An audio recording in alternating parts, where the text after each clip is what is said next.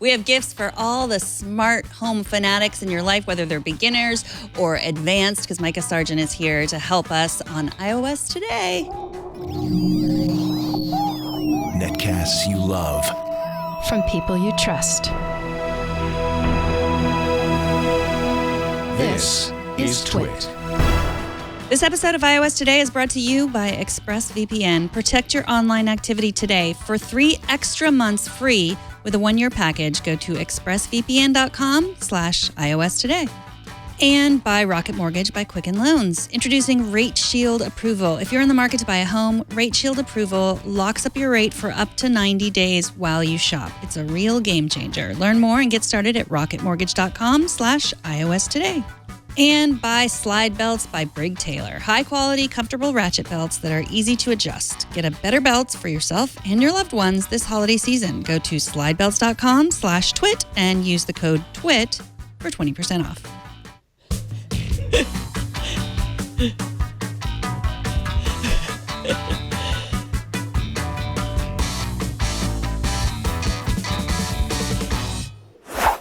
Welcome to iOS Today. I am Megan Morrone. Leo Laporte is out this week, and this is the show where we talk about iPhones and Apple Watches and iPads and Apple TV. And I am so excited because today I am joined by Mikah Sargent from Chihuahua.coffee. Hello, Megan. Hello. It's been a while. It has been a while. You're busy with the Chihuahua and the coffee. You know, I keep busy with Chihuahuas, with coffee, with podcasts, with the whole kit and caboodle, as they say. But here I am today on iOS. Okay, I don't know. Yeah, that's the show. iOS today. Yes. Today. Yeah. And I'm excited because we did my gift guide last week. Next week we're going to do Leo's gift guide, and today we're going to do your gift guide. And you're a smart home expert. So, you know, some people would call me that. I guess I can. I do have the card that says no. Yeah, I know a thing or two about smart home stuff. Yeah, you've tried all the stuff. So we have. You've given. You're going to give us many suggestions, like some stocking stuffers, some stuff to get started, some tips for buying smart home stuff for the people on your list, and then some advanced stuff for the people who are already involved in it. Yes. Let's get started. Let's start with the cheap stuff. I always like to start with the inexpensive stuff, probably. Thank you. Isn't Yes. the right word. That is actually the word that I was going to use instead. I'm always kind of making that correction in life. Like, okay, when I tell you that this is cheap, that's not what I mean. I mean, it's inexpensive because, yeah, you don't want cheap stuff. You want stuff that doesn't cost much but still works well. And there are some inexpensive devices that can help you kind of kickstart your smart home. And so we should probably start there. Now, you can look at things sort of in terms of like a package where you are kind of building a smart home that has a few different things in it that are going to help you kind of understand what a smart home is. Or you can look at things in terms of how can I just get a couple fun devices that I can add to my house to give this whole smart home thing a try. And depending on what you're after, that's kind of where you want to go. So I recommend that a lot of folks start with either a smart bulb or a smart plug. And in most cases, I'm going to suggest starting with a smart plug because when it comes to smart bulbs, I am very much in favor of the Hue lighting system. And that Hue lighting system is kind of an investment. So CoolGeek is a company that makes smart home gadgets of all sorts, but they've got one of their products is a plug, a smart plug. And the CoolGeek smart plug is it's down to, I think, $36 at this point, perhaps even less. And this device is simple. It's just a device that you plug into the wall, you plug something into it, and then it lights up or turns on whatever device you have plugged in and turns off whenever you choose to. Another one that I want to talk about, and this is genuinely probably my favorite smart home gadget in all of smart home gadgetry because it's constantly been reliable. It looks nice, and it's just good. It's called the iDevices Switch, and this is another smart plug. But the thing about the iDevices Switch, which is a bonkers $30 right now, seriously, folks, like if you're looking to give somebody something exciting and you want to make sure that it works with LIFX, that's Amazon's smart home assistant, HomeKit, and I believe others, even the Google Home or the Google Assistant.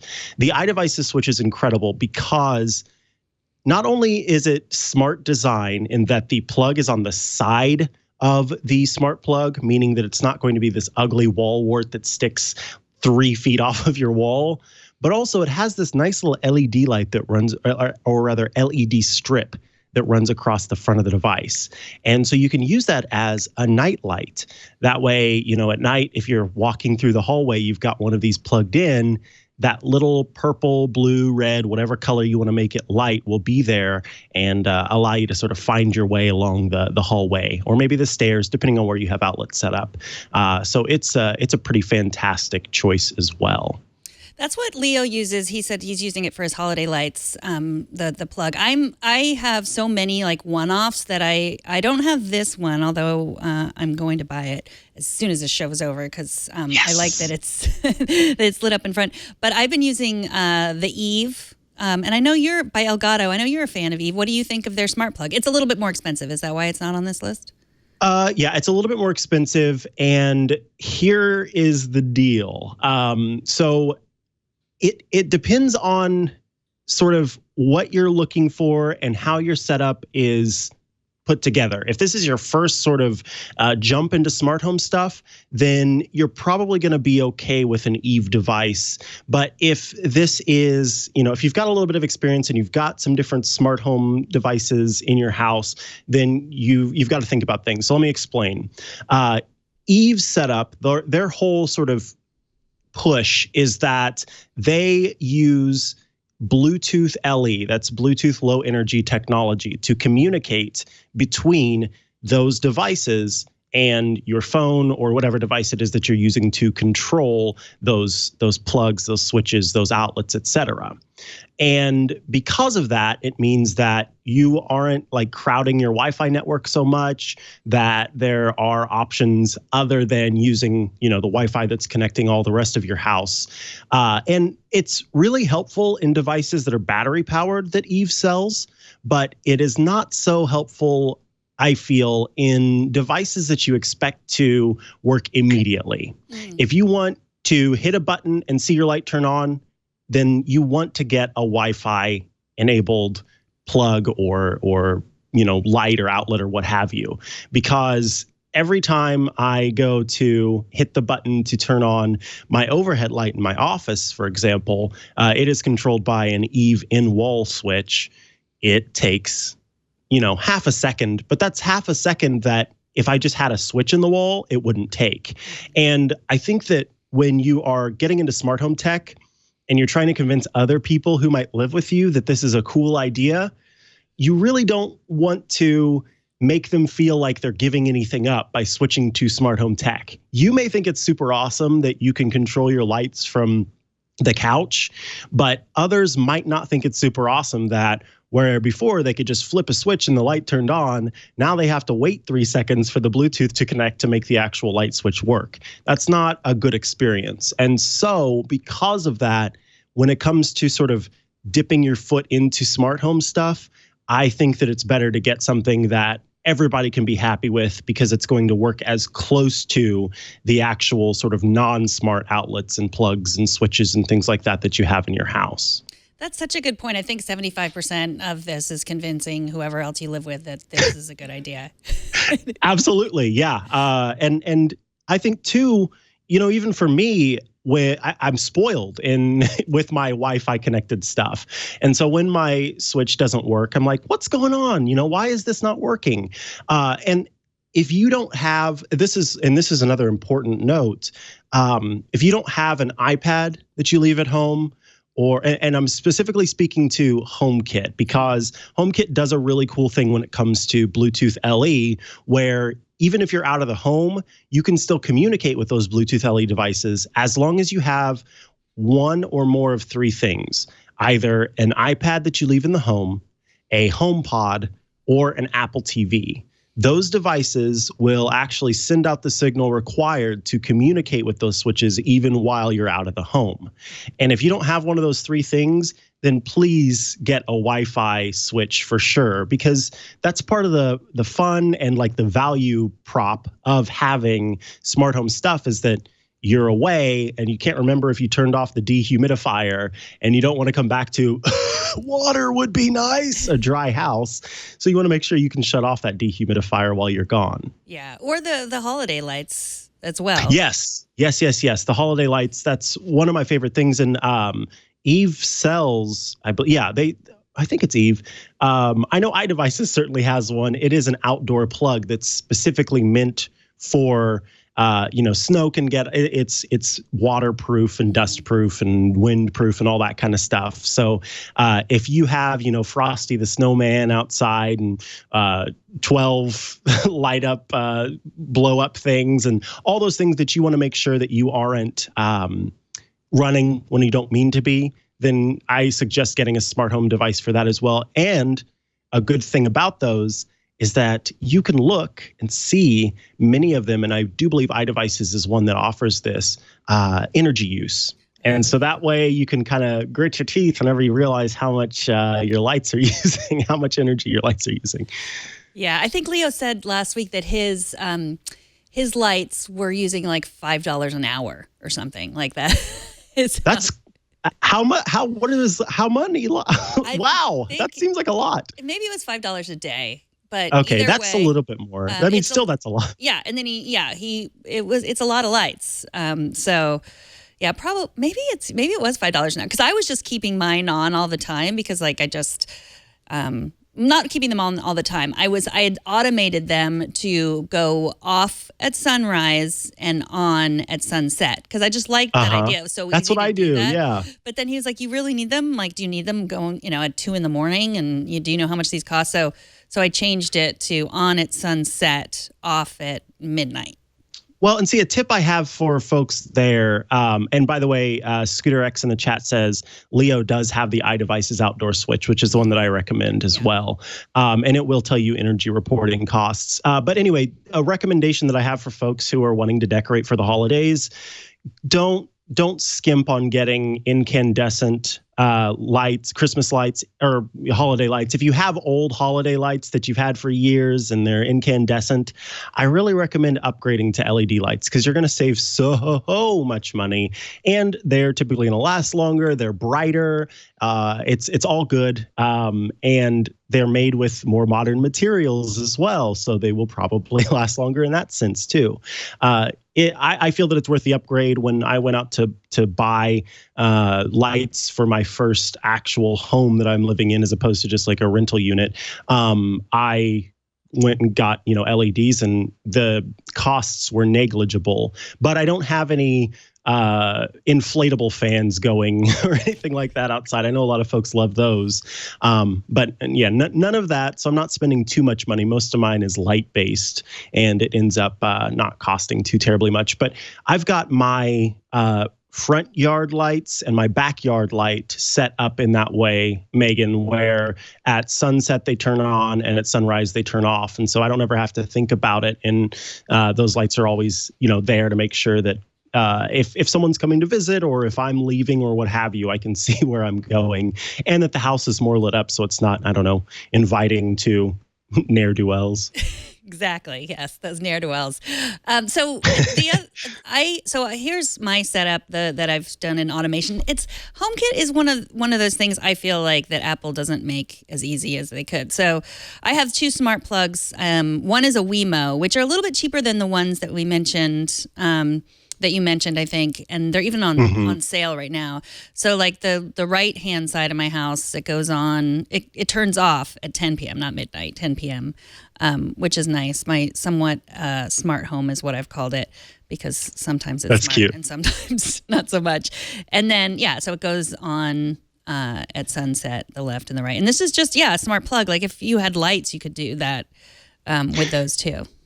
Yeah, depending on sort of if you're using Philips Hue setups and things like that, it could be set up that way. And surprisingly, I don't have a whole lot of automations set up. Because I just don't need them as one person. My dogs don't need any automations, so they're okay. But for me, like I said, I've got the one that turns on and off the lights at sunrise and sunset. I'll have that set up for the holiday lights as well. And the other one that I have is that if no one is home and so when the first person comes home is what it's called, but it's like when nobody's home and the first person comes home, then it turns on a light in my dining room and in my kitchen, because that's the area that I walk through from the garage. And so that way I don't have to sort of find my way around in the dark or the near dark. And if I'm bringing home groceries or something, then those lights are already on and ready for me.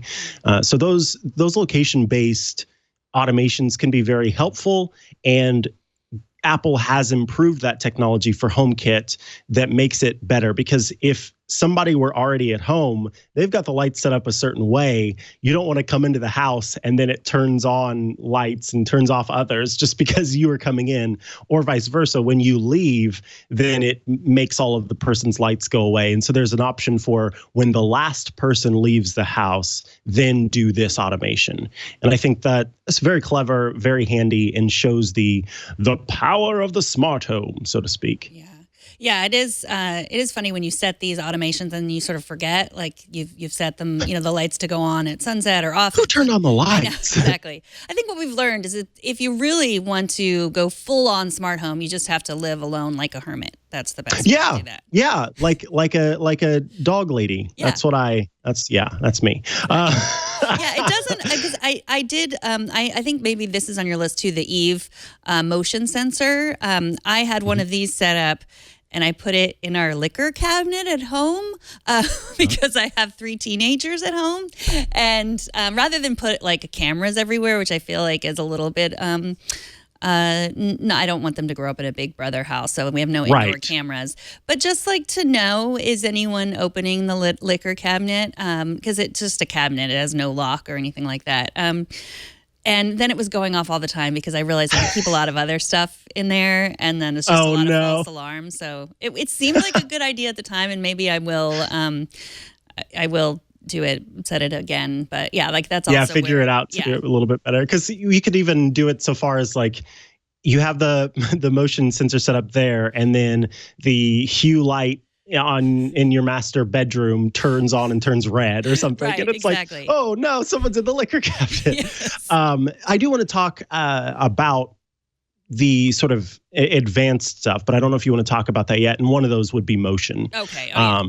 Yeah, let's wait to talk about this. So you didn't mention the Wemo. The Wemo are pretty cheap now. I think like if you buy a Google Home Mini, you get a Wemo or maybe even 2. What do you think about those smart plugs? Now, so for me, I tend to, because of the way that my home is set up, it's HomeKit first. And so those are only recently sort of available to me on my list, because they have added the ability to connect to HomeKit. And that was something that Apple introduced a couple iOS version or a couple like point versions ago, giving folks the possibility to do software-based authentication for HomeKit stuff. So companies who already have their products out on the market don't have to design a new product to put that HomeKit hardware chip into it. They can go ahead and show via software that the device is authenticated, and then use those gadgets along with others to market them as HomeKit enabled, or as it's called, works with Apple HomeKit. So Wemo is new to me. And because of my sort of love of iDevices plugs, I've had no reason.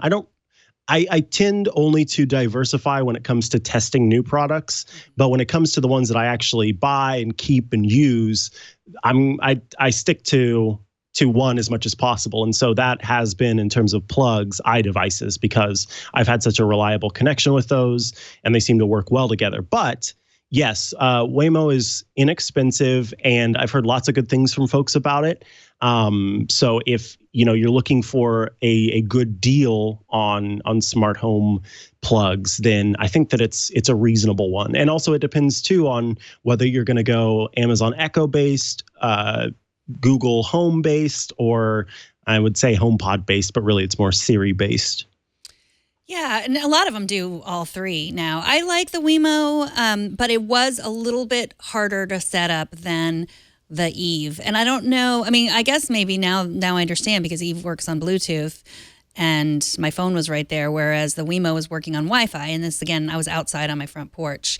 Okay. And so it was probably harder. It just took a couple more times, I mean, everyone who's set up a smart home knows that experience where you're sitting in front of your phone and watching the spinning thing, wondering if it's going to connect or not. Why isn't it connecting? Yeah. Yeah. This time, the next time, change to 2.4 gigahertz, then it'll do it. Maybe it'll never do it. You never know. And so it's just part of the fun.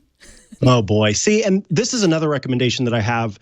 If you're going to buy HomeKit enabled products, if you sort of are based in the Apple Home app, if you are going that way with things, then one of the cool, I feel, requirements of being able to market your device as works with Apple HomeKit is that the device has to be able to be set up completely using the Home app for iOS, meaning that you don't have to download the third-party app to get it working.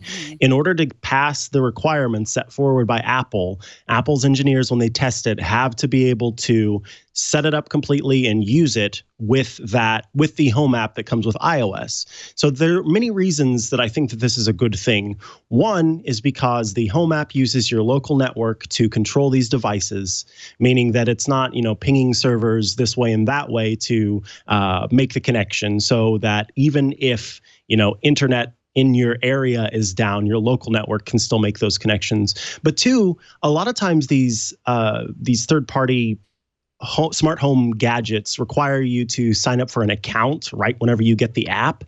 And so now suddenly your name, your email address, and whatever else they ask you to plug in is connected to the usage data of that device. And those two sort of, just in terms of privacy and thinking about that and how you're using the device, especially with something as personal and private as your own home, I like to try to avoid using those third-party apps as much as possible. The one issue where you'll run into a problem.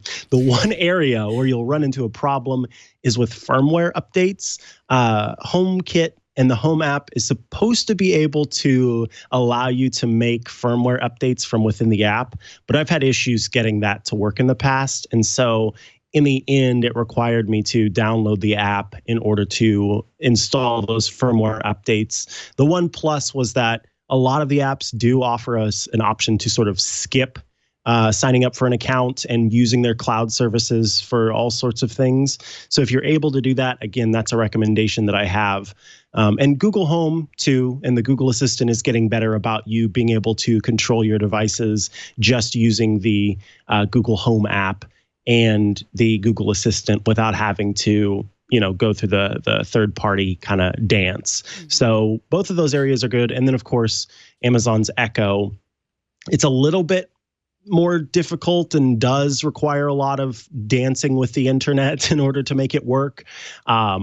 But yeah, that's just why I typically like to go HomeKit first if I can help it. And typically if it's HomeKit enabled, which is a little bit more difficult for manufacturers to make possible, then it's also going to be, at the very least, LIFX enabled. So you mentioned Hue lights, which you have some, but then you also have this tp-llink light recommendation for a little bit cheaper lights. Yes. So this is, it was kind of a mad dash to find some different ways for folks to save money and put together a smart home package. And so the TP-Link light, I've tried the TP-Link plug before and have had good luck with it. And so the TP-Link, their whole their whole line is called like Casa, I believe, which is home. That's clever. Anyway, the TP-Link plug or light is just a Wi-Fi enabled LED light. And for $20, that's really quite a deal. Now, it's just the white LED bulb, so that means it's not going to do pretty colors or anything like that. But when it comes to being Wi-Fi connected at $20, that's a pretty good price. That means, again, that you're going to get that in and out of home connectivity, and you're going to get that quick responsive nature because of the fact that it's connected over Wi-Fi.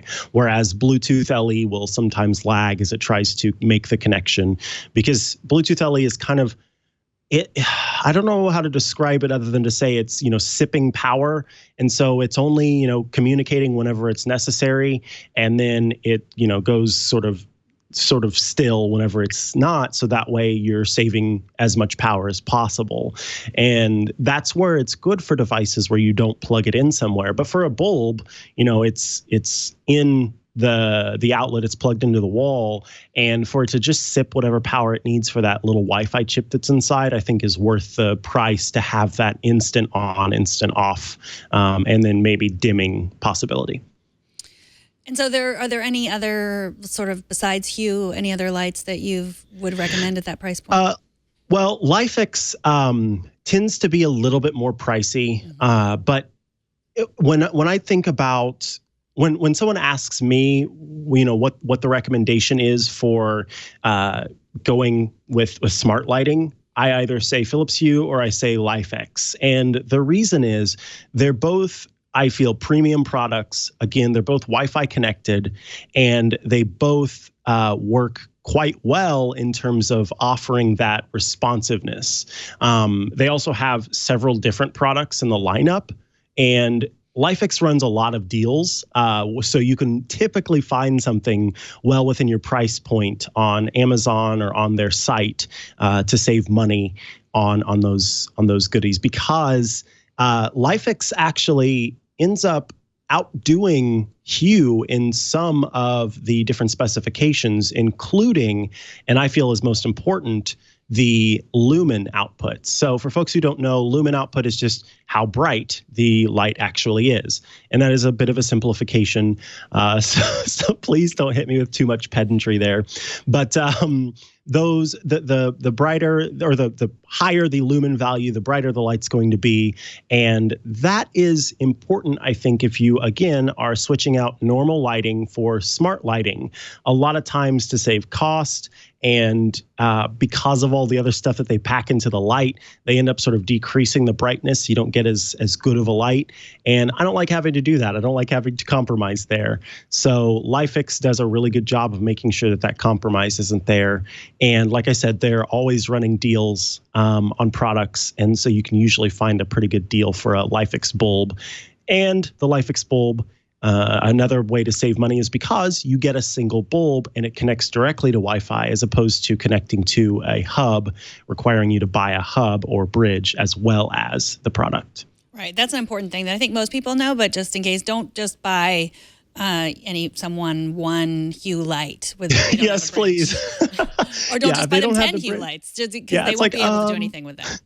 How do I use these? Unless you get them like an Amazon Echo that has the necessary, the Echo Pro can control your Hue lights. Mm-hmm. Yeah, is it the Echo Plus?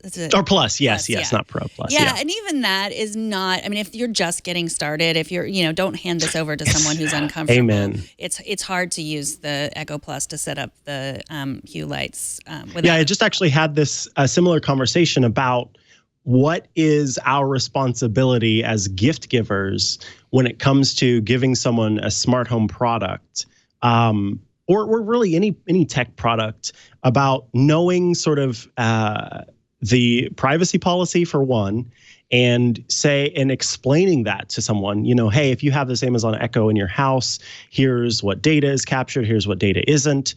And then also sort of letting them know what all the device can do, what it can't do.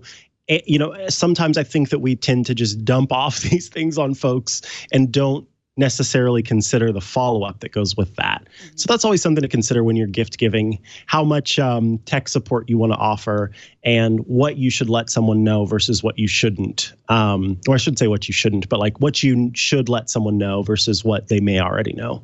Exactly. I mean, I just heard of someone that last holiday season, their uncle gave everybody Echo Dot, because they were like $20 on Prime Day or whatever, and she still had it in the box. She wouldn't take it out. So it's like, explain, but also, I mean, make sure to explain away the paranoia. Like it's not always listening to you, right? Yes, exactly. Like I love that. Yeah. You've got to. So knowing the sort of overall, what is it, the word I'm looking for, narrative that's out there, and helping to explain what's true and what's false in that, so that if it's based in paranoia, then you can help them with that. If it's based in ignorance, and I don't mean that in the negative sense of the term, but just simply not knowing, then you can help them with that.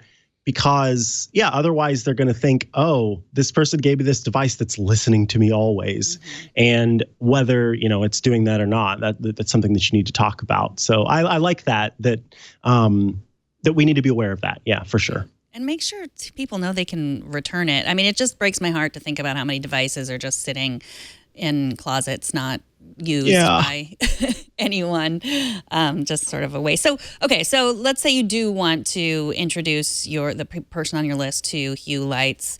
You recommend the starter kit, which can range all different prices. Right now, it looks like it's $70. Talk a little bit about this. Which one is okay? Yeah, that one. So I was like, if it's $70, everybody go there right the heck now and get it. This is just white bulbs. Is that what? The white bulbs. Okay. Yeah. So the reason why that's so inexpensive is because it is just the Philips Hue white bulbs. Honestly, you end up, so if you go for Philips Hue, it is an investment in the beginning. But once you've made the investment, once you have the Hue bridge, then it becomes less expensive because you can just buy bulbs individually. And I noticed that Hue's site itself often has better deals on its bulbs than even Amazon will offer at times. So that's just a pro tip. If you're looking to increase your bulbage, then you can head to the Philips Hue site sometimes and save money that way. I ended up getting too many just Philips Hue white bulbs, and so I have some that I don't even have places to put them right now. But it consistently is the most not trustworthy. That's not the word I'm looking for. It is consistently the most reliable smart home system that I have. It is consistently updated. It is consistently adding new products, and it consistently works without fail. I have not had any issues since I switched to the new Hue bridge a long time ago whenever they added HomeKit capability. I've not had any issues. The former bridge was a little bit issue prone, but the new one I've had no issues with. About the only place where I suggest not, if you're going to make the investment, about the only place where I suggest not going with the Hue product is the Hue what is it called? The strip, the smart strip. Oh yeah. It's kind of sad because while it's nice, it's made by Philips Hue, it's got a nice sticky back. You can put it wherever you want. It's one color across the whole doggone strip. And LIFX makes a similarly priced one that has 16 zones of color. So one light strip can put out 16 different, blends of color all across the strip. And I just think Philips Hue needs to get on its, just get with it, get with the program, because only being able to do one light color, like the whole point of a strip, I feel, is to be able to paint with color and to add, some sort of accent to your setup or wherever you happen to have it. And in fact, behind me, I do have my LIFX switch. So let me see, or my LIFX strip. And I will go ahead and turn it on here. And it, again, like having those 16 colors means that I can do fun things where I've got, this blue and purple, and it moves along those different colors as it goes. So for listeners, I apologize that you can't see this, but it's fun. And like if I'm going to buy a light strip as opposed to bulbs, then that's what I want to be able to do with it. Whereas bulbs are sort of more used to light things up. I feel that the strip is more about adding accent colors to your home. And the fun thing too is that the LIFX does different themes based on holidays. So they've got like a festive theme that's green and red, that adds a nice little bit of a festivity to your home. And yeah, the extension strips as well are really well priced, and so you can add multiple to those. So whether you decide to put this behind your television, or in my case, behind the dresser that sits behind me, or somewhere around your entertainment center, or along the underneath of your cabinets, or what have you, you can see those festive colors now. Ho ho ho! It is a really, really, really, really, really nice product that has worked well for me. Yeah, I'm seeing all different prices for the light strip. This one is $30, but it must be, this is just the... I think that's, what does that say? Is it the Philips Hue light strip extension? Yeah. Oh, okay, so it's just to extend it. So if you have them many different ones, could they be different colors? Or is it all, like if you... No, once you plug it in, it's you send one communication to it, and it changes the color to it. So it'd be like Melania Trump's Christmas tree. It's like all red. All red, yeah. Yes. So, I mean, if that's the look you're going for, then... Yes, and if you're using it, I think, as bias lighting, then it makes sense. But that's a ridiculous investment for bias lighting. You might as well just get those inexpensive, where it's like a USB on one end, you plug it into the back of your television, and it adds light to it. The cost of the Philips Hue Light Strip Plus does not outweigh doesn't add up to the benefits that you get from it versus the LIFX one. Mm-hmm. There are other light strips from other companies out there, but genuinely, I have, like, if you're going to go with one, either go with the Hue or the LIFX. I've not seen any that have compared in terms of brightness, in terms of functionality, and in terms of reliability. And yeah, it looks like it's $70 right now. Is that what that says, with free shipping? $90. $90. Okay. Yeah. $90 right now with free shipping. And you've got 2 meters and 16 different zones of color, and it works with all of the different smart assistants. So it's a fun product. And I really do think this isn't for a beginner, unless they're just like, they've got a good amount of money, or you've got a good amount of money and you don't care and you just want to get them this. Like, this is sort of, I think, one of those products that you add later, because honestly, there's no point to the fact that I have green, gold, and red lights moving behind me. There's no point to have that, but it's fun, it's different, and it adds some, change up to my setup. But yeah, ultimately, nobody really needs that. So start with the bulbs and the plugs if you're gonna go, getting somebody a smart home thing to start out. Okay. Before we move on to more advanced, more expensive stuff, do you have anything else? Nope, I think that'll do it for now. Good. Well, I'm getting lots of people in the chat room saying, like, this was this price at this time. So I think the best thing, I use the Honey browser. I use Camel.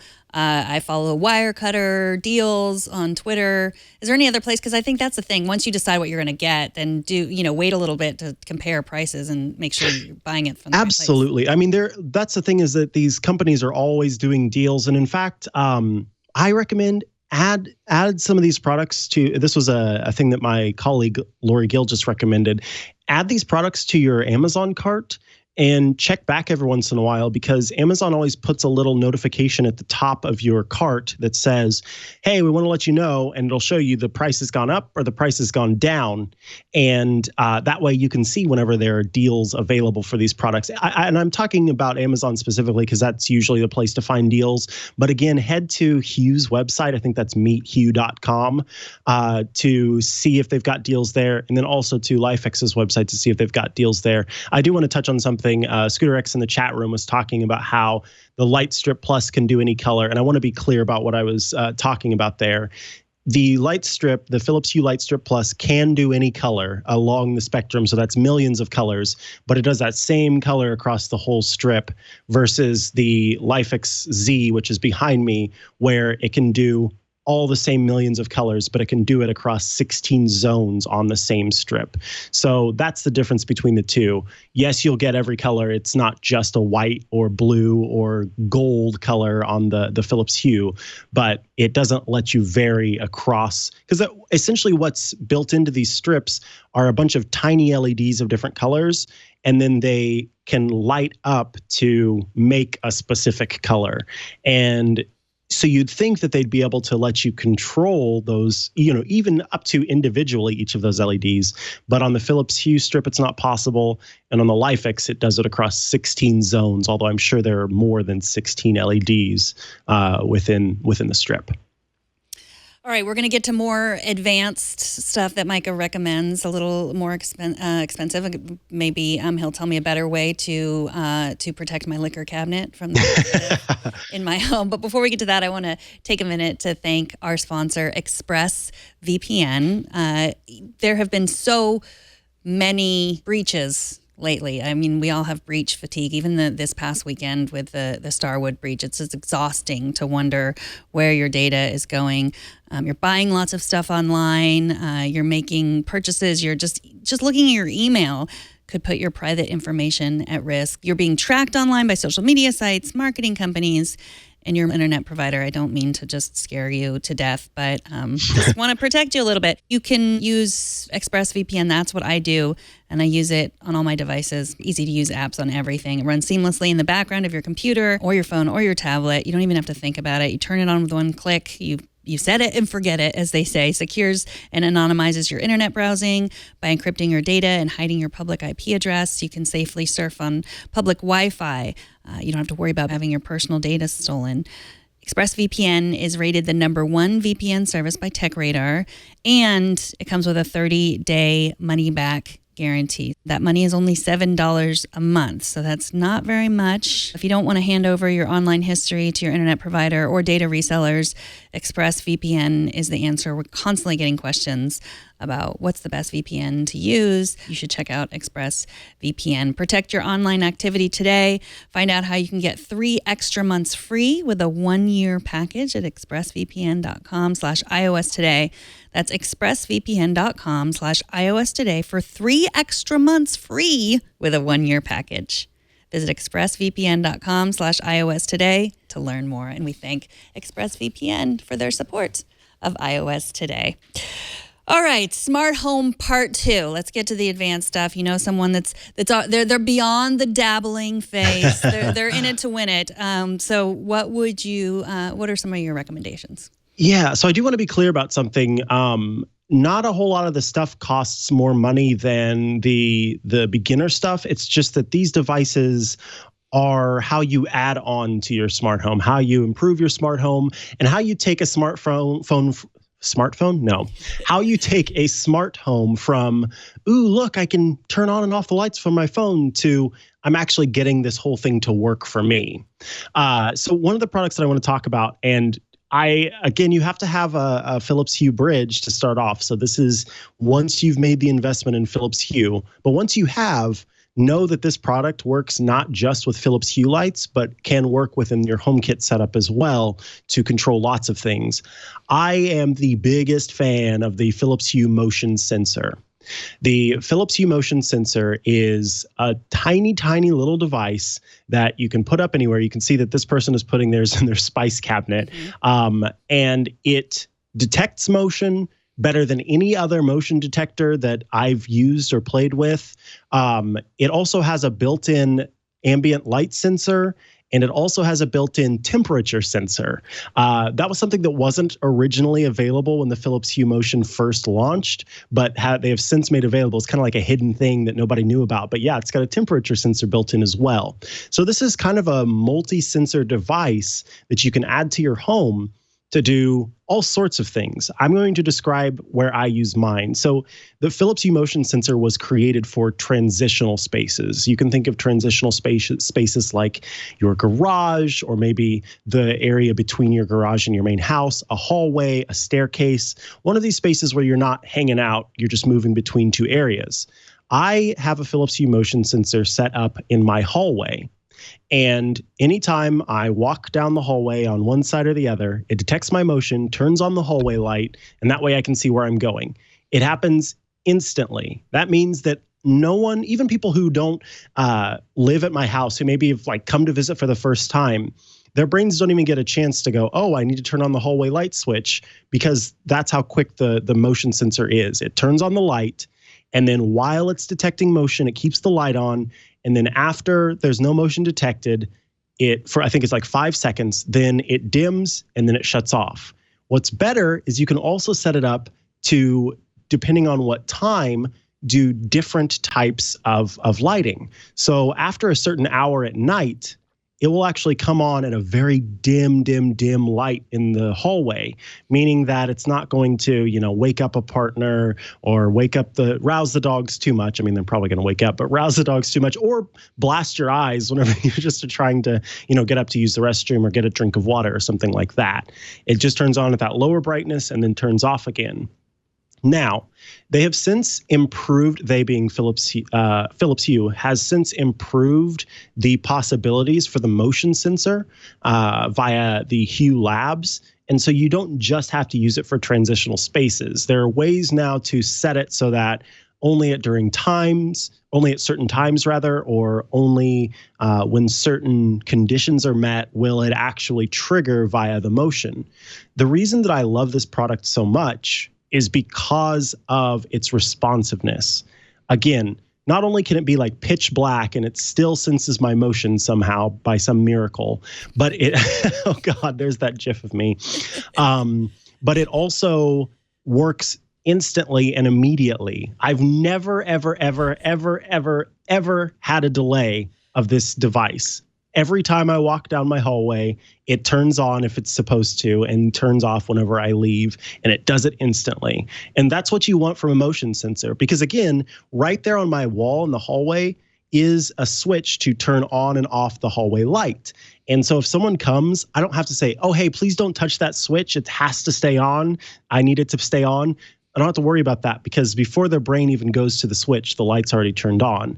And the last thing that I'll say about it before we sort of discuss things is that with that light sensor built in, it also means that during the day, if there's enough light in the hallway, which you set the lumen value or the lux value, it will not turn on the hallway light if it knows that there's enough light for you to see by. So it's just like a brilliant product. They thought of everything with it, and its responsiveness makes it so worthwhile. And now that it's added HomeKit possibilities, you can also use it to trigger all sorts of other things as well. So you pair that really good responsive connection with any of your smart home gadgets in your home if you've got the proper setup, and suddenly it's working instantly, it's working reliably, and it really just makes your smart home do the work for you as opposed to you having to do the work. Yeah, there's a few things, that you point out that are just really some of the pain points. That turning on and off the switch, like that's a pain point for anyone who lives with someone who prefers the switch, because then once they adjust it, like you said, then, it's not going to work. So just getting there before they can get to the switch, that's key. I like how it mounts on the wall, but like you don't have to, it doesn't have anything to do with electricity. You don't have to set up anything. You just put it up. And it even mounts on a pivot. So like it's like a ball magnet. And so you can move it around. You can angle it however you want. And so mine is, I keep looking up because I can see the hallway from here. It mounts up and in the corner of my hallway, and I just have it angled down a little bit so that it faces down and sees me. Or sees whomever. Yeah, so there you can see it screws in, the thing screws into the wall. That's the magnet part. And then there's sort of a ball shape on the back of the motion sensor. And so it magnets to that, and then you can adjust it however you need to.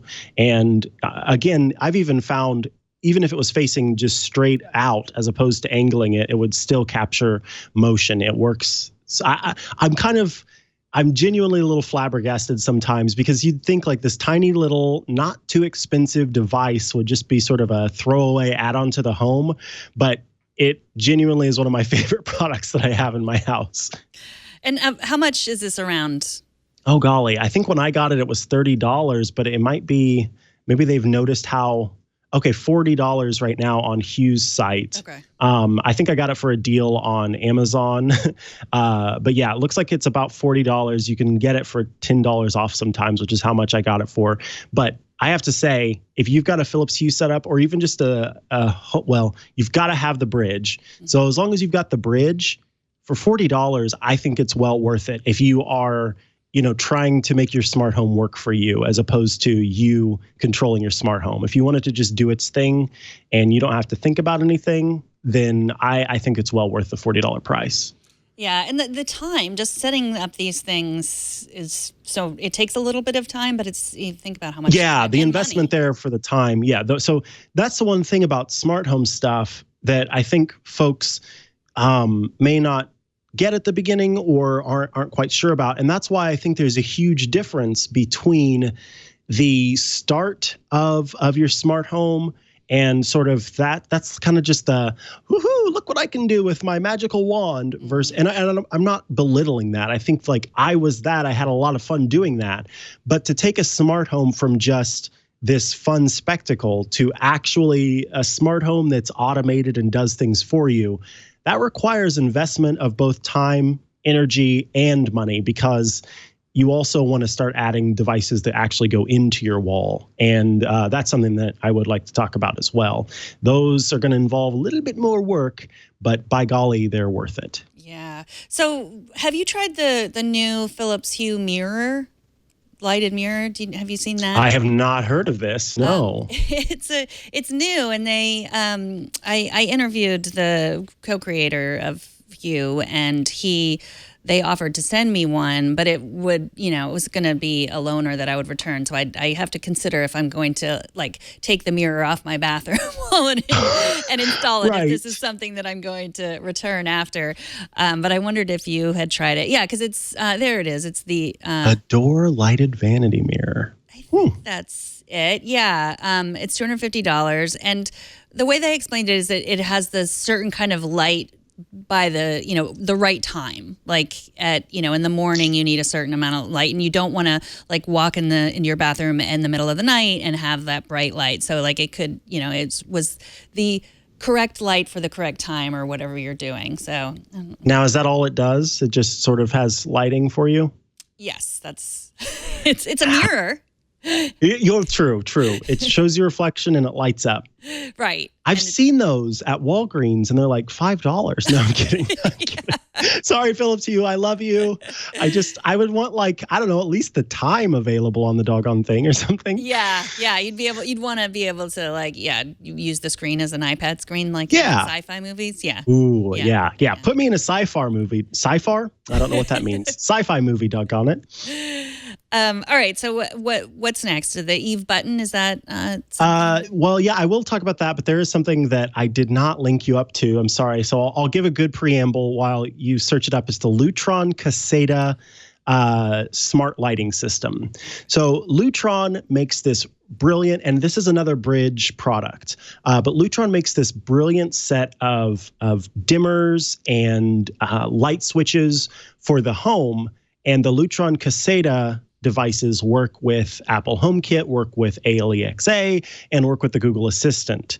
What you do is you set up your Bridge, and then you got to go DIY. You flip off the breakers, you take out your light switch, and then you connect all the wires with wire nuts and all that jazz, and then screw it in, and you've got this, I think, really beautiful looking set of toggles that you can power at the light switch. You can control them at the light switch, turn on and off or dim depending on which one you have. But then you can also use your smart home stuff, so your voice or your app or what have you, to control them as well. And I've got quite a few of these set up all around my home.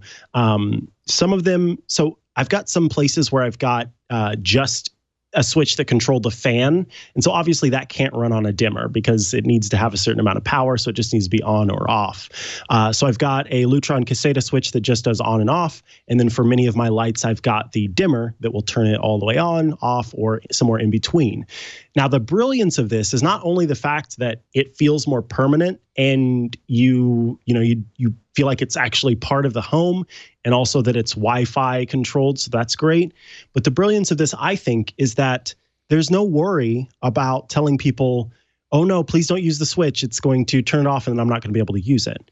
The switch itself is part of the whole thing. And so even if they turn off the light, I can still control via Wi-Fi, on my phone or using my voice or what have you, those lights. The switch isn't going to turn off the access to the Wi-Fi because that's built into the actual unit that you stick into the wall. So I feel it's one of the ways to get the best of both worlds use.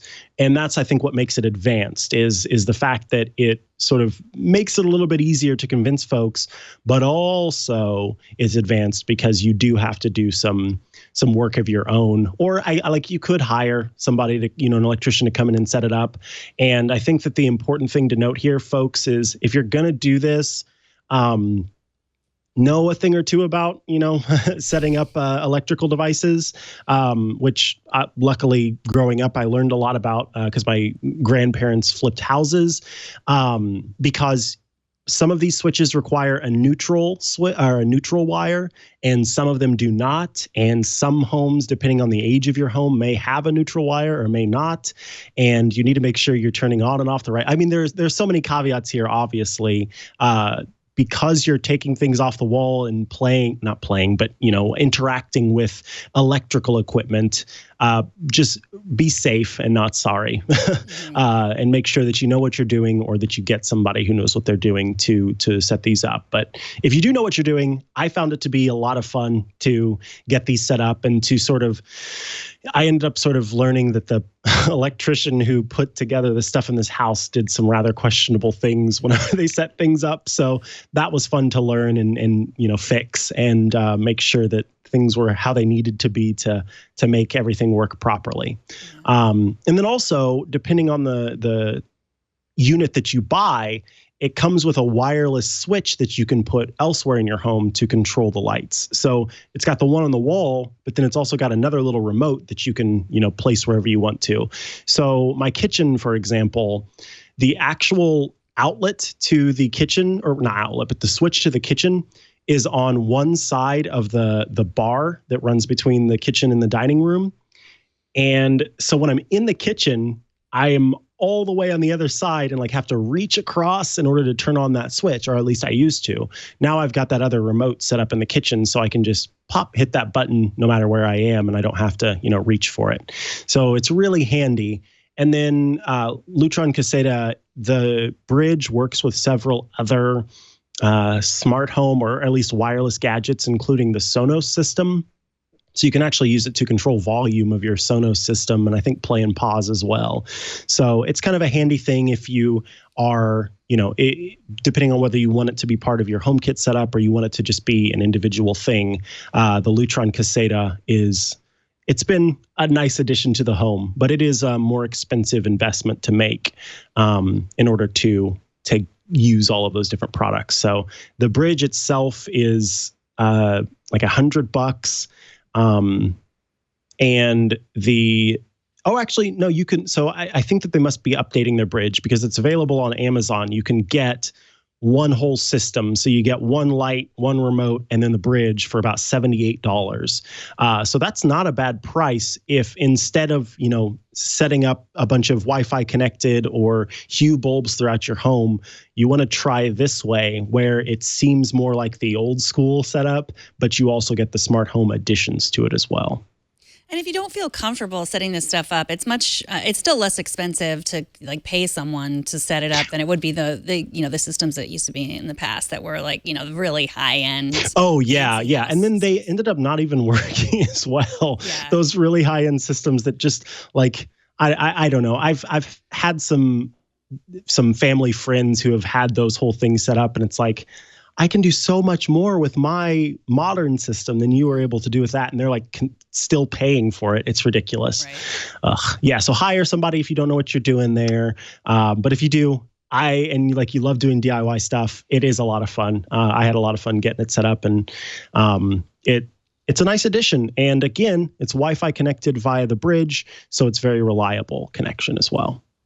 I know you have more advanced stuff that is not cheap, but inexpensive still. But before we get to that, I want to thank the sponsor of this show, Rocket Mortgage. It's interesting that we're talking about all this house stuff because this is also going to add value to your house, adding all this smart home stuff. And it's nice also to look, maybe you'll find a house out there that Maybe you will buy Mikah's house someday and it's all set up. I would like to buy it. It's already set up for you. And you want to be ready to buy Mikah's house when you see it. You want to have everything set, and you can do that with Rocket Mortgage by Quicken Loans. Because of rising interest rates, there's lots of unpredictability when it comes to buying a home these days. It's causing a lot of anxiety all around. Our friends at Quicken Loans are doing something to try to ease that anxiety. They're calling it the power buying process. Here's how it works. Step 1. You answer a few simple questions, and then they will use the answers to those questions and check your credit for pre-qualified approval. Step 2, Quicken Loans will verify your income, your assets, and credit in less than 24 hours to give you a verified approval, which gives you the strength of a cash buyer. Step 3, once you're verified, you qualify for their all-new exclusive Rate Shield approval. First, they'll lock up your rate for up to 90 days while you shop around for a house. And here's the best part. If rates go up, your rate stays the same. But if rates go down, your rate also goes down. Either way, you win. It's the kind of thinking you'd expect from America's largest mortgage lender. To get started, all you have to do is go to rocketmortgage.com/iOS today. Rate Shield approval is only valid on certain 30-year purchase transactions. Additional conditions or exclusions may apply based on Quicken Loans data in comparison to public data records. Equal housing lender, licensed in all 50 states, NMLS, consumeraccess.org, number 3030. That's rocketmortgage.com/iOS today. And we thank Rocket Mortgage by Quicken Loans for their support of this show. All right, what's next, Mikah? What do you have next for us? All right, next I'd like to talk about this little dealie right here. This is the Eve button, and this is a fun little gadget that I'm sort of talking about a group of gadgets. Any sort of button or switch that you can add to your smart home, I feel is a good addition for multiple reasons. One is that, again, when it seems like most of the time as a sort of advanced smart home user, I'm thinking about how to make it easier for folks who are not smart home savvy to be able to control a smart home. And these buttons are one way of doing that, but they also are time savers. And I'm speaking specifically again of HomeKit because I want to talk about the way that it's set up within HomeKit. The Eve button, for example, can do a single press, a double press, and a long press. And those 3 different button presses can do 3 different things in your home. So you can set it up to just control one switch. You can set it up to control an entire scene. You can set it up for many different things. So for example, this Eve button it sits in my master bedroom, and one button press turns on the overhead light, which is connected to an Eve light switch that's in wall, and my Philips Hue lights on 100% direct sunlight in terms of color temperature. And there are 2 of those in the room. Pressing it twice turns all of those lights off, and then holding it down turns off the overhead light and turns on the Philips Hue lights at a very dim red color. So that's like right before bed when I'm sort of might still be up, might be reading or something like that. I don't want to have blue light shining into my eyes, and I want it to be, for folks who don't know, blue light, the waves are very energetic. They reach a lot farther, and red light is less energetic and does not reach as far. And so that's why a lot of times you'll see night lights and things like that use a warmer color, because it's going to reach less far across, or sometimes notification lights on different devices, and old school alarms at least did red letters because they wouldn't shine all the way out and sort of blind you, although some of the modern ones are blue and it's annoying. But anyway, that's a little off topic. So I do have it turn on as red, and that way it's sort of just a winding down period. The Logitech Pop is another one of these switch buttons, and it offers the same functionality, the 1, 2, and hold. And this was the first one that I got of the buttons, and it did change the way that I interacted with my smart home. It's currently set up in my office, and one button press turns on all of the lights in my office. 2 button presses turns off all the lights in my office. And if I hold it down, it turns off the studio lights that I have set up that I just use whenever I'm doing a video podcast. So that way, when I come into the room and I know I'm not about to like sit down to do a podcast, I hit the button once and then I hold down afterward and it shuts off those studio lights so that it's just my normal lighting setup that's in here. So it's a time saver, but it is also a physical manifestation of smart home control so that when folks come to visit, they aren't saying, oh, wait, I have to get invited to your smart home like via my phone, or I have to talk to one of these things to be able to do it. It's not necessarily ideal to have to control your smart home or have someone else control your smart home using those methods. And this gives you a nice place where they can go, okay, this is normal. I just go to the wall and turn these on and off. I also will talk about the Philips Hue dimmer switch, which just got HomeKit compatibility not too long ago. And so I don't use it at all for its original intention. The Philips Hue dimmer switch, it's 4 buttons, and the top button turns on your Philips Hue lights, the bottom button turns off your Philips Hue lights, and then the 2 in the middle can brighten or dim the lights. And that's how it's originally set up. But if you add it to your HomeKit setup, then each of those 4 buttons can do something in your home. And so I have one at my front door, right to the right of my front door as I walk in. And the top light turns on all of the lights in my living room, dining room, and kitchen. The bottom light turns off all of the lights in that same area and just turns on a night light. And then the middle 2 lights, the bottom one of the middle 2 turns them on at a very dim thing just in my living room. And the top one turns on just the lights in my living room. So that seems kind of confusing, but once you get used to what those button presses do, it makes it very easy to do a whole bunch with just one tap versus having to say, hey, you know who, can you turn on this light? Hey, you know who, can you turn on that light? You know, those all have to be done step by step, or you set up a scene within your app and then trigger it that way.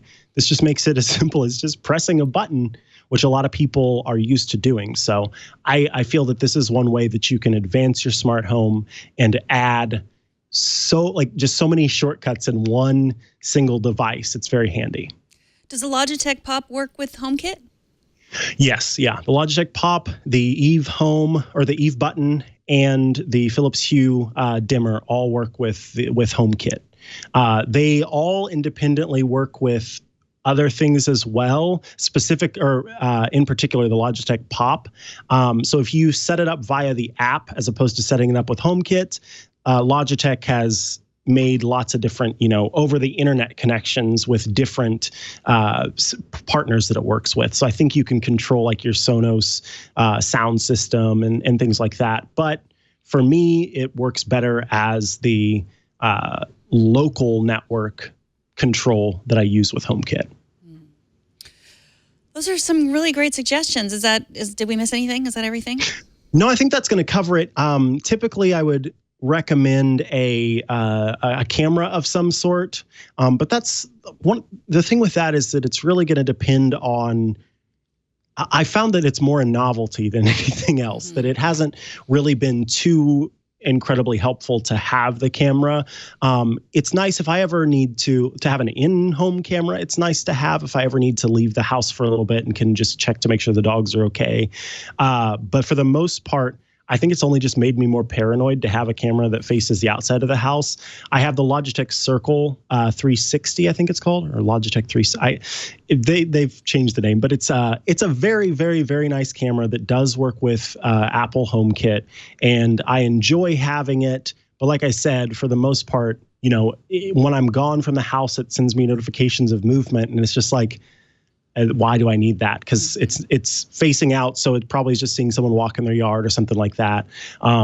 So I think that's one of those things that you need to balance. If you're kind of like an anxious person, keep that in mind whenever you're getting one of these products that it could have you sort of wasting time that you could be spending with others, checking your house and making sure that everything's okay. But if you have need for something like that, then I recommend the Logitech camera because it has worked flawlessly for me as well, and integrates really well with HomeKit. Whereas some of the other HomeKit enabled cameras I haven't had great luck with. And then the Nest camera, which doesn't work with HomeKit, is also a great choice. It's premium hardware, and the system is reliable, and I think they've got one of the best internet portals for accessing your Nest camera when you're away. And so I've just got the original one, and now they've got 3 others that they've added since, and it works quite well. So if you think that that's right for you, or if you're just okay with sort of being paranoid about every motion detection, then you can snag a camera to add to your smart home. But for the most part, I haven't found that it's worth it. Yeah, I like the Wise Cam and the Wise Cam Pan. I think we might have talked about those. Yeah, the Pan. Oh my, that's cool. They don't work with HomeKit, and they sort of work with Amazon Echo in a vague way. I mean, you can like cast them to your TV. If you want to, but they're just that's a nice little stocking stuffer for $30. But again, probably check to make sure the person wants a camera before you give them something that's going to end up staying in the box and not being used. So let's talk about a little bit of news. I think the biggest, most shocking news for me of last week was that Goat yoga. The goat yoga was the most shocking news of last month. Oh, okay. Sorry. Yes. No, that Apple is allowing Apple Music on Amazon Echo devices. Now, do you have any Echo? Do you use Echo devices? I've got everything, okay, Megan. good. I'm ridiculous. I've got a Google Home. I've got 3 Echoes. I've like an Amazon Echo, an Amazon Echo Spot, an Amazon Echo Dot. I'm ridiculous, and a HomePod, blah blah blah. But yeah, this is interesting. So Amazon and Apple have made up, and the Apple TV and other Apple products are now available for purchase on Amazon's website. Ultimately, it just means that there's going to be one more possibility for folks to listen to music on the Amazon Echo. And when you think about it, the HomePod is quite the investment, and Apple is selling that as the Apple Music speaker. But for folks who might have an Apple Music subscription because they have an iPhone and were lured into getting an Apple Music subscription, I just know so many folks have Amazon Echoes. So I see this as being a really good thing for Apple and Amazon both, because folks who have an Apple Music subscription, they may be more likely now to want to add some sort of smart speaker to their home. The Amazon Echo is a good price, and their friend from Margarita Night has one, and their son or daughter has one, so they know that they'll be able to use it and work with it. Now they get Apple Music on it. But then it's also good for Apple, because I'm certain that in the way that you can set up your Spotify or your Amazon Music subscription or whatever. I mean, there are a bunch of different ones out there, but now it could mean more Apple Music subscribers are added because the Amazon Echo has made it possible. So this is just, I think it's a good deal for everybody, and I'm happy that it's available. The one thing that concerns me, because I at first was pretty bullish about this, and just bear with me here while I explain. I use my Amazon Echo to play music for my dogs when I'm away. Now, let me finish. I don't just play music for my dogs because I think that they can hear it and enjoy it. I play music because they are very sensitive to outside noises. And so when kids are walking home from school, to their houses from the bus, or especially when a delivery truck drives by and that honk sound, like when they're backing up, makes it, they get pretty upset. And all I think about is, like, while I'm away to the store or something, one of them gets anxious because somebody outside is walking along, and then they try to jump off of the couch and break their leg or something. It's probably not going to happen, but when you are a pet owner, it just is what you are thinking about. And so I play that music, and it just at a quiet volume, but it drowns out a lot of that noise that's like way further out into the street. So I typically play some sort of music while I'm away. And right now, my Amazon Echo is set up with my Spotify subscription, because yes, I'm also ridiculous and have both a Spotify subscription and an Apple Music subscription. Me too. I don't know why. Oh, good. Thank you for joining me in this club of ridiculousness. Well, it's a new thing. I mean, I hate to interrupt you, but no, that's I'm gonna let you finish. But it's because I was just getting it to play on my all my Amazon Echo things, and if you think about it, it's not that much money to have both. So, but go ahead. No, it's not, and this is why I'm a little about having Apple Music on the Echo. When you play Apple Music on a device and then you go to play it on another device, you don't get to play it in both places. And the same thing goes for Spotify. You're not able to play it in a bunch of places at once. You can. So let me be clear, because I'm sure someone's like, no, you can't. If you are streaming to multiple devices at once, that works. But you can't have like two separate songs playing in two different places. And so at first I was like, oh yeah, that'll be great. I'll use Apple Music to play whatever album I want to play for the dogs. But I also listen to Apple Music when I'm in my car. And so that means that it's going to stop playing on the Amazon Echo, and I won't be able to play what I want to listen to from my car. So I think that, as I'm sort of making excuses for why I spend more money every month than I should, it makes sense that I have Spotify in one place and Apple Music in the other, because then that can keep playing while I'm gone, and I can play whatever I want to listen to when I'm in the car. I wish that Netflix lets you stream four different if you pay for the $15 plan, I think you can stream 4 separate streams at once. I wish that these others would do that as well. Well, you can get the Apple Family account. I mean, the Apple Music Family. Yeah, I have the 14. That's true. What I already pay $14.99 because I have 5 family members who often listen at the same time. So you could do that. I mean, because maybe Henry and Mizzy would put in some money for that. Yeah, they are. I mean, don't they get an allowance? Yeah, they do. And unfortunately, it comes from me, though. So I guess it's just really my money. Well, that's how allowance works, too. Yeah, I'll have to work on that. Kids without fur, it's the same thing. It comes from you. Darn it. Ugh. But yeah, that's a good point. But you could also use Amazon Echo. I mean, they play music on the Amazon Echo from Prime Music, and you don't have to subscribe to that, right? Yeah, and that is an option as well. I think it's mostly just a bit of laziness that once I got the Spotify thing set up, I didn't want to go and switch it back to the free plan, because now with me, if I'm listening to music, I'm listening from my phone streamed to either the HomePod or the Ultimate Ears Boom 3, I think it's called, UE Boom 3.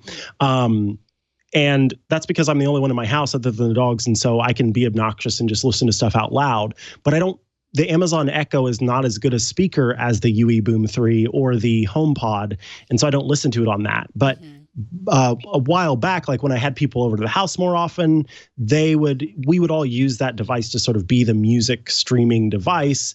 And so it made more sense to have something like Spotify, because I paid for it so you could pick out a specific song. Whereas if you just have the free version of Amazon's music stuff, then it won't let you pick out specific songs. It's sort of like Pandora, where it plays, radio stations or shuffles albums and things like that. So I just am lazy and haven't switched it back, and that's kind of kept me separate between the two. But also, it's only like $4.99 for just the Echo Music Unlimited plan, which is cheaper than than having Spotify and Apple Music if I was just using it for those reasons. But I've got multiple reasons why I have subscriptions to both, and mostly it's because Spotify does a really, really, really good job of finding music that I will like. Like, its discovery is so much better than Apple Music.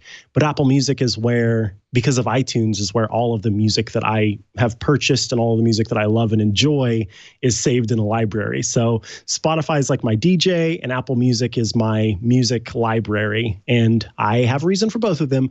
So, Well, so why don't you let your dog? You don't like your dogs listening to ads? Is that an issue? Why Maybe that's it. No, do the free Spotify. I don't know why I don't. Well, the reason why I pay for Spotify again is because I do use Spotify from time to time when I just want to hit the play button and let music play all day and know that it's going to be good. If I tried that with Apple Music, it goes into some really weird, it doesn't get me. It doesn't understand me, Megan. Apple Music doesn't understand me, but Spotify does. But the reason why I don't just have a free version on the Echo that the dogs can listen to, I don't know. I'm just lazy. And it's still connected to Spotify. So why go and change it back? I don't make sense. That's okay. That's okay. Other Apple news, it is Apple posted on their press site a description of kind of where some of the money from Product Red goes to. You've probably heard of Product Red. They sell red iPhones and red Apple Watches, and it's not just Apple products. It was started by Bono and Bonnie Shriver. And it's in honor of World AIDS Day, which was Saturday. This week, Apple is going to donate $1 from every purchase to Product Red. They're going to donate it to, and they've been doing lots of amazing stuff, not just for AIDS research, but for other diseases as well. And I tweeted this out, and someone was like, "Oh, a whole $1," and it's like, obviously, it's just, my thing is like, just because you can't do everything doesn't mean you should do nothing. $1 is $1, according to, if it's $1 from every Apple product, that's a lot of dollars. Yeah. Yes, it's still $1. I mean, of course, we'd want to donate more if we could, or we'd want them to donate more. Yes, but it's $1. It's $1 that would otherwise not be going there. So that's nice. Right. So it's tuberculosis and malaria. Those are the other diseases that support. And the $160 million of the $200 million that Product Red has raised has come from the product sales. So that is good news. The other news, if you've been waiting to replace your iPhone battery, don't wait. Do not sleep on this, folks. January 1st. Do not. So have you used their battery replacement program at all? No, I need to encourage some family members to do so. I get a new phone every year because, again, I'm not good with money, apparently. So it's not a huge deal for me. My battery typically outlasts my need for it. But I have family members who, stick with an iPhone for quite a period of time.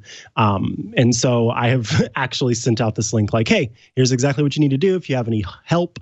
Or if you need any help, ask me and I'll be glad to help you out with that. But yeah, don't sleep on this. Don't wait until the last minute. Just if you've got one that you might as well go in and get a new battery if you can. It's going to extend the life of your device. It's probably going to make it run faster. It's like because of the way that the performance thing happens and all of that jazz. It's just a good idea. And otherwise, if you want to keep that phone for longer, you're going to be heading to like iFixit or something and spending $70 on a battery replacement and then finding somebody to replace it for you or replacing it yourself, which is fun. But why not just have it done by Apple if you can? Might as well. Yeah, if you can, might as well. I was able to.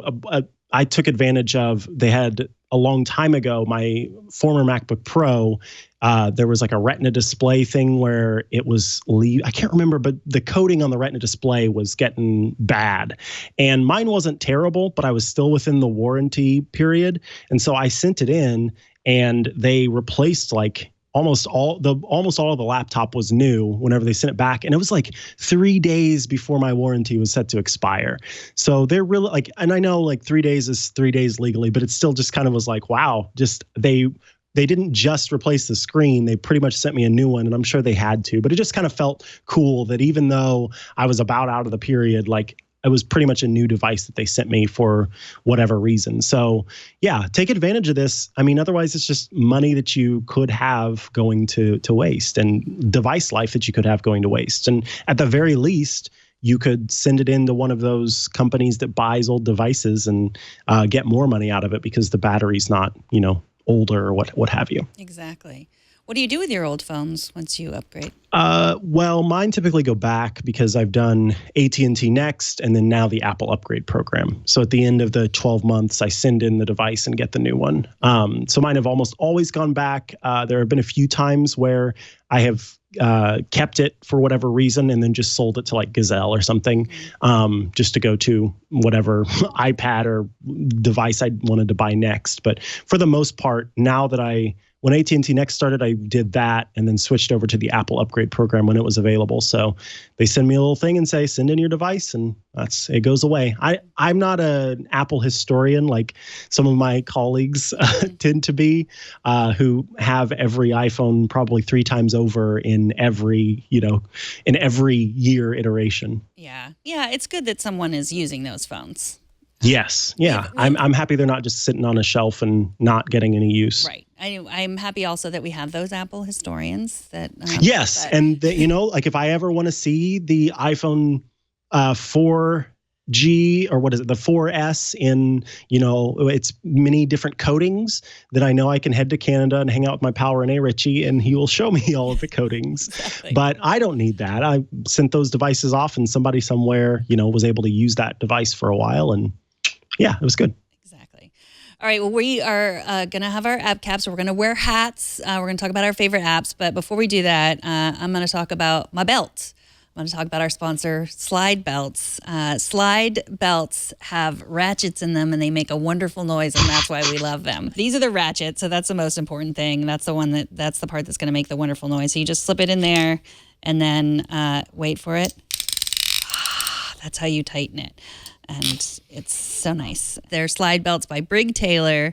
The holiday season is upon us. If you're stressed, trying to find a gift that your loved one will love and is guaranteed to fit, that's the important part. These are guaranteed to fit. Look no further than Slide Belts by Brig Taylor. Slide Belts are high-quality, comfortable ratchet belts that are easy to adjust. Their patented ratchet design adjusts precisely to you with 32 adjustment options and no holes. And this one was engraved with Twit. This is Leo's Twit belt. Easily remove the buckle and mix and match with other straps for ultimate customization and versatility. Choose from full grain and top grain leather straps to high quality canvas and animal friendly vegan straps. Slide belts can be worn casually, around the house, at the office, for any special occasion.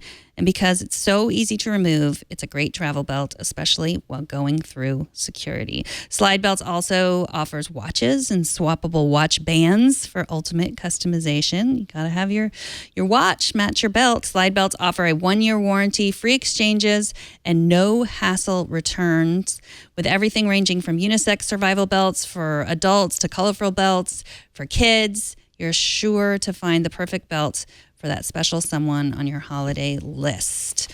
There's women's belt, there's men's belt. Leo always talks about how this is a great gift for groomsmen. This is the survival belt. Have you seen this one, Mikah, the survival belt? No. It has some really great things. It has a knife in it. And I need it. I know you do. And this is a fire starter. A flashlight. Oh my goodness. No way. A flashlight too? Mm-hmm. Yes.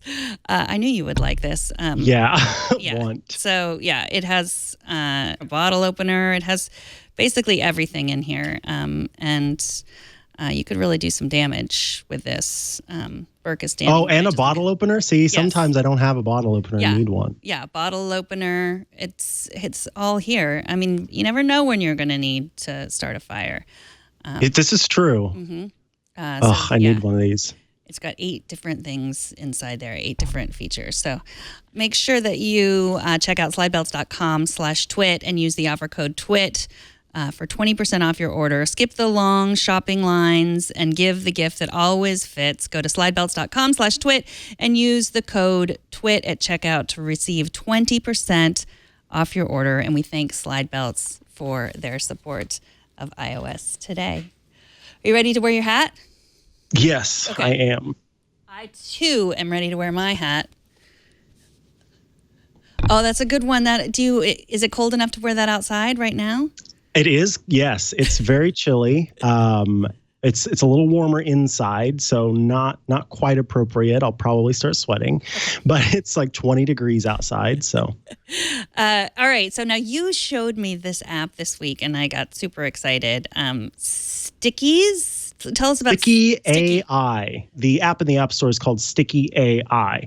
And the reason it's got the AI tag on it is because within the app, you can take a photo or you can hold down the button and take a short video, and then it will automatically cut out the background around the photo that you've taken. You can also use photos from your photo library and tap on them, then it'll process a little bit and take out the background of those.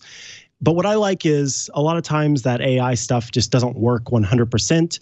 So you can actually edit the edges of the photo very easy. And so you can go in and make adjustments to how the app has decided what the foreground and background is of the photo. And then it has filters as well. So you can sort of set up like a black and white filter, a colorful filter. It sort of makes you look like a watercolor, or you keep it standard. And then my favorite thing about it is that you can tap to add an outline around the outside of the photo. And that kind of just gives it that sticker feel. See, that's very cool. It's like the Take On Me video, my favorite. And then to save the photo, you just hit the X button, and then and you can add text. I forgot you can add text. You can get pretty detailed with this thing. But once you save it, then it shows up in your iMessage app in the library, and you can always go back and edit it if you want to. And it's got things like pinch and zoom, but it's a really fun way. I like it because, people are used to different stickers that are just, animated animals or animated food, whatever. They're used to these stickers, but to actually, like, when you're talking to somebody, find a photo of them and then make it into a sticker and add it to the conversation. It is genuinely one of the greatest things. And I'm going to show you my favorite sticker of all time. Okay. My partner is going to be just distraught that I've decided to share this with you. But this is a photo of my partner, Luke, when he was a kid. And he's just he did not know how to smile as a kid. And so he's making the most ridiculous face. And so I end up sticking this on just so many conversations. It's just like, it's the perfect response to almost anything. Yeah. Like if I'm annoyed with something that's going on, I'll send this. It's great. So I made that into a sticker and now use that all the time. But I've got one of me like throwing a thumbs up, and it's a little colorful, and that one's kind of fun. And so I can use that if I'm saying, oh, you want to go to the restaurant later, then I can just throw that thumbs up. And then I just made one of Megan. Oh, you did? The earlier. One, yes. The flower crown. I think so I went to Twitter and downloaded Megan's Twitter avatar and then quickly made that one. And then stuck that on the conversation that we were having. So you can use it with people. You can use it with dogs. I used to have one of dogs. And you can set it up for all sorts of conversations. Here's another fun one that I have used at times. For those of us who are a little immature. That one's great. So it is called Sticky AI, and it's a fun, fast, and easy way to, if you have an iPhone or an iOS device, because it's available on the App Store, I just learned.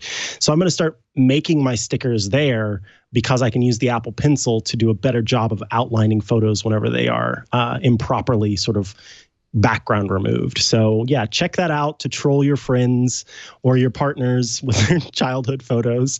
It's great, and you should get it. And it's free. It's free, which is ridiculous. It's free. And it's from Prisma, which was I was just made this one. I want to terrify anyone. Fun. Prisma was the one that they made those crazy filters. Oh I guess. Yeah. They did. What was it? I can't. Really terrifying. There we go. That's. Yeah. So, use it on the iPad and everything. And I'm not sure how I feel about this filter. It just sort of accentuates the wrinkles a little bit too much, I think. But thank you. Endless hours of entertainment with the Sticky AI. I mean, you have to troll your kids with it. I hope did. You will. I have Oh, you already. did? I have Yes, already. good. Which I get. The response my daughter gave was, "Megan, what are you doing?" Oh, wow. So That's great. yeah, exactly. My app cap of the week is a little bit different. This is a game that was sent to me by Hans. Oh no, the game is by Hansborg Makesh. And it was recommended by Dan, and Dan is blind, and he recommended this game. So it's great to use with headphones. You don't have to be blind to use it, but it's a zombie game. He recommended it around Halloween, but it's really fun, and hopefully it will play. Fear. Oh, The game of running blind. So you're basically avoiding zombies and other people who jump at the ground from you, and you want to collect spirits. They're lights in a single run. So here I am. Let's start playing. I want to play. Okay, play. There we go. So you can. It's really good sound. You can imagine just like closing your eyes. Do you and hear playing. the new sound? It's a power-up. Try to collect it. Oh, so it's stereo. It's like left and right. Yes. So like if Okay. you were blind, you can hear. Oh, Ah! don't get eaten by the zombie. Yeah, you could hear there was a zombie over there that I avoided. Oh. Oh no! Oh my! PG. At least. Sorry, I didn't warn you. Yes, there is. There's even the sound is pretty gross because the zombies are gross. Zombies are gross. I haven't seen any spirits that I've gotten to. Oh, I ran right into that one. So I imagine it's got stereo separation. So if you're listening with headphones, you could know that it was on the left or right side. Is that the deal? Right. So Okay. yes. So I don't know how that works with people listening to this show if they're listening on headphones. If they can, I don't know if this dongle is in stereo, but yes. Okay. Ah! Why wasn't it letting you swipe? I don't know. I guess I ran the wrong way. The smoke's now going away apparently because I'm so bad at it. This game. Oh, that's funny. Okay. Oh, I got middle. away from that one. Tense. What is that? That doesn't sound. So you get the picture. Yeah, this is actually fun and terrifying. It's fun and terrifying, both. It's called Fear, and it is, it's basically your standard zombie endless runner. It costs $3.99, and yeah, I wanted to recommend it. Thank you, Dan, for sending it on. So whether you are blind or sighted, it is an interesting game to check out. Yeah, cool. So that's it, Mikah. We did it. We did it. We did. We've reached the end of the episode. Yes. We got through the zombie. Well, we kind of got through. No, we didn't really get through the zombies. We are dead. But I have an appointment for goat yoga, so I do need to go soon. But Great. Thank you so much for joining us. All the links to everything that Mikah talked about will be in the show notes if you want to buy any of the stuff. And like I said, check around for prices because yes, they're changing all the time, especially in this holiday month. So Mikah, you all your work can be found at chihuahua.coffee. Even though you have two chihuahuas, the URL is just one chihuahua. Please don't tell them. And so, yeah, if you scroll down on that page, you'll see images that have links to all the different things. So you can follow me on Snapchat if you want to. I'm not ever there, but Twitter, Instagram, my work over at iMore, where I freelance for them occasionally, and then all the different podcasts I do. And then, of course, the thing ends with photos of my pups. Yes. How many podcasts are you doing? And do you do them for Relay FM and who else? Yeah, I do need to update my site. I know they're not up there on that page, but I do Clockwise for Relay FM. That's a 30-minute tech show. I do a show called Query with Stephen Hackett on Relay FM. That is a show where people ask questions and we answer them. And then one of the podcasts that I do that folks who may not be into tech but might be interested in, it's called Somehow I Manage. It's over on The Incomparable. And Tiffany Arment and I talk about The Office. So we watch an episode and talk about it each episode. And it's been fun. I think we're on season 3. We're well into season 3 at this point. But yeah, Somehow I Manage. So you can go to somehowImanage.biz and that will redirect you to the page where it's got links depending on what podcast app you use if you want to check that out. So yeah, those are the 3 main ones right now. And then I've got some others that are in and out of, I've talked about Lucid before. My co-host is currently on sabbatical at the moment, so we are not doing that one, but it will be back. And yeah, we will be accepting dreams again soon to interpret for the show. So stay posted there, and I'll be sure to share links when that is available again. Awesome. Well, thank you so much, Mikah. And you can find me at Megan@twit.tv, and you can find this podcast we usually record Tuesdays. We record a little bit early for Mikah because he's so busy. Hard to track down, but Tuesdays. And of course, you can get it wherever you get podcasts. It's available on demand on all of those podcasts, and you can get it on YouTube as well. We would love for you to subscribe that way. Whenever it comes out, you will get it. And you can join us in the studio if you want to come and watch the show. Just go to tickets@twit.tv to get a seat and see all the magic happen live. All the episodes are at twit.tv/iOS. And send us a video. Send your questions. Most of your questions that you sent me are directed at Leo, so I thought we would save them till he comes back next week. But you can email me a question at Megan@twit.tv. Thank you so much, Mikah, for joining us, and thank you all for watching. We'll see you next week on iOS Today.